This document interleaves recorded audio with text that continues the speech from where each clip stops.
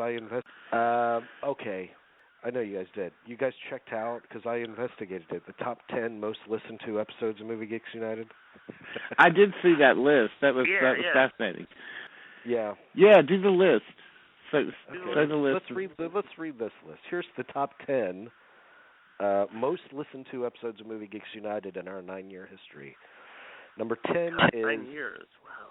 Wow. Our interview with Andy Garcia. Number Isn't that interesting? 9. What are the numbers? Do you have the numbers? I'll have to go back and look at it. Okay. I mean, I know number 1 and number 2 are both over 1 million, and then the others are varying degrees.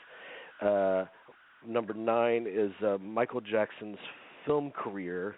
Like right after he died, we did a show about the film career that he tried to have and interview people that actually worked with him on movies and music videos, which were really revolutionary as mini movies of that period of time. And we heard some dirt on him.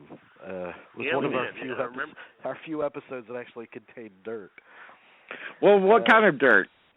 I guess listen to the show. I guess. I mean, there were some really interesting anecdotes that the one writer, he was the writer of Captain EO, and Michael Jackson hired him to adapt an Edgar Allan Poe piece for him to do a movie of. Right. And they were collaborating right when the first trial hit, the first charges hit, and he had some interesting things to say. Number 8 was Paul Giamatti. Yes. People love Paul Giamatti. I've been watching that show, Billions. Is Billions good? Yeah, Billions is actually pretty good. Paul Giamatti and was it Damian Lewis in the leads? He's a U.S. attorney, the head of the U.S. Attorney's Office, who's trying to up his kind of integrity by going after a billionaire who he suspects is making his money illegally. Right. It's good actually. Number 7 is an interview with Ron White, a comedian. He has got a big following. Now, I remember this interview. First of all, what has he done in movies? Like, why do I not know him, really? He's been in big parts of in small parts of bigger movies. But he actually came on because he was selling a comedy concert on his website. So and they offered him to me, and I said, well, it's Ron White. I know a lot of people listen to that. So, and he has done bit parts in some movies. He's one of those, the redneck blue-collar comedy tour people. Oh, okay. Yeah, he's the one with the whiskey and a cigar in his hand all the time. And oh, okay. All right. But, a real oddity for Movie Geeks United. That is. Yeah.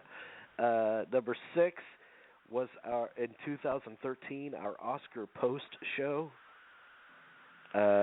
And number 5 was our Oscar pre-show from that year. I don't know why that particular year hit. Yeah. But I also remember that pre-show was our highest number of live listeners as well, in addition to the archive listeners. That is odd. Why wouldn't that happen the next year or the?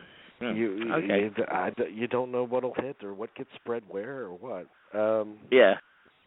Number 4 was our in memoriam for Roger Ebert. Yeah, that's not a surprise. Yeah, because we posted that in the hours after he was, was announced. Yeah.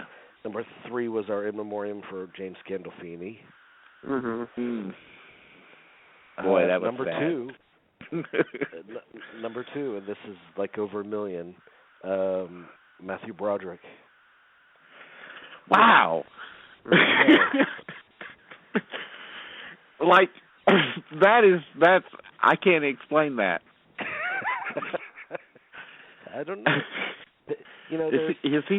It was a small interview. It was a short interview, but it was an interview that I was proud of because even just within that 15 minutes, he admitted to me that he was really unhappy with his work for a long period of time, where he felt like he was lazy and he was betraying, his quality of work. So he was a lot more genuine than I expected him to be. And I interviewed him a long time ago in connection with Ferris Bueller's Day Off, I think. That would have been the period of time to talk to him. Yeah, and it was just after he had had that horrible accident in Ireland with Jennifer Grey in the car, and they had they of course accidentally killed a woman, and he was pretty under the weather, so. And then speaking of killing a woman, I really don't know what segue to make from that. Number one, is Francis Ford Coppola was our top rated. Now I know why that is. First of all, that is because it's Francis Ford Coppola, and secondly, Francis Ford Coppola actually posted it on his website. Oh, okay. Wow. Okay. That's nice. Yeah. I was like, I stared at that thing forever. I was like, he's a good guy. We're on his website. That's awesome, man. Yeah. So is that our list for the week? I guess so. I mean, that's the top 10. That is the top 10, and it's the best top 10 you could ask for. So I mean, Yeah, that's right. Irrefutable, really, the top 10. Yes. All right. The numbers don't lie. Now, our YouTube most watched are weird. Yeah, because our number one YouTube clip is that Room 237 interview. I'll tell you the big reason why is because people were fighting back and forth in the comment section, and I was keep fighting, keep clicking that link. Please keep fighting. You say whatever, say things about me if you must, but yeah. People, fans trying to work out the minutia of the things that they're fans of is just so sort of weird and infuriating to me. I don't know. I honestly didn't read any of the comments. There are hundreds of comments on that video. I was just glad to see that people were commenting and clicking that link as often as they were. The second highest rated YouTube clip is our discussion on American movies about sex, because it has the word sex in the title. Yeah. Right. Totally different. Got a 10 YouTube. Cobra is one of the top 5 most watched YouTube